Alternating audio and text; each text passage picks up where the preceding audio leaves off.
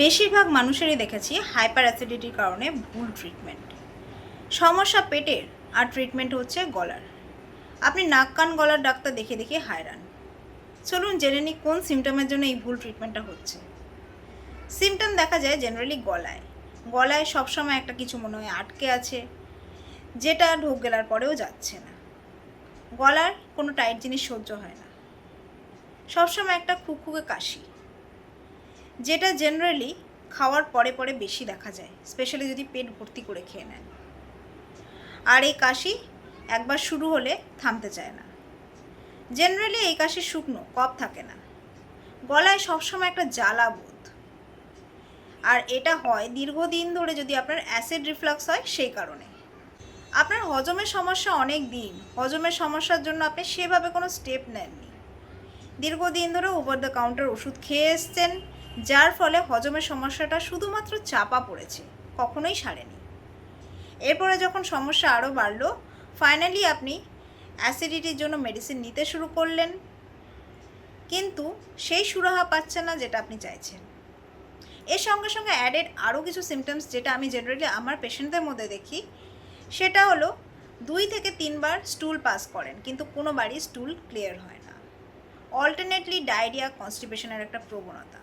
পেটের ওপর ভাগটা একটা ধরে থাকার মতন টেন্ডেন্সি, মনে হবে কিছু একটা ফুলে আছে পেটের মধ্যে, যেটা যতবারই স্টুল পাস করুন কিছুতেই রিলিফ হয় না। সাময়িকভাবে গ্যাস পাস বা ঢেকুর তুললে কিছুক্ষণের জন্য রিলিফ, কিন্তু আবার সেই সিমটম ফিরে আসে। আর এটা জেনারেলি দেখা যায় বিকেলবেলায় 4টে থেকে রাত 8টা-9টা অবধি। তারপরে আস্তে আস্তে পেট হালকা হতে শুরু হয়। খিদে একেবারেই সহ্য করা যায় না। খালি পেটে থাকলেই গলা বুক আরও জ্বালা করে, মাথা ঘোরে, অস্থির লাগে। অল্প খেলেই পেট ভর্তি হয়ে যায়। স্টুল কখনোই ক্লিয়ার হচ্ছে না, আম আসার টেন্ডেন্সি স্টুলের সঙ্গে। সবসময় মনে হয় পেটটা ভার হয়ে রয়েছে। গায়ে হাত পায়ে আর আগের মতন জোর পাচ্ছে না, সবসময় একটা দুর্বল ভাব কাজ করছে। খাচ্ছেন দাচ্ছেন কিন্তু চেহারা লাগছে না। এইরকম টাইপের সমস্যা কিন্তু জেনারেলি দেখা যায়।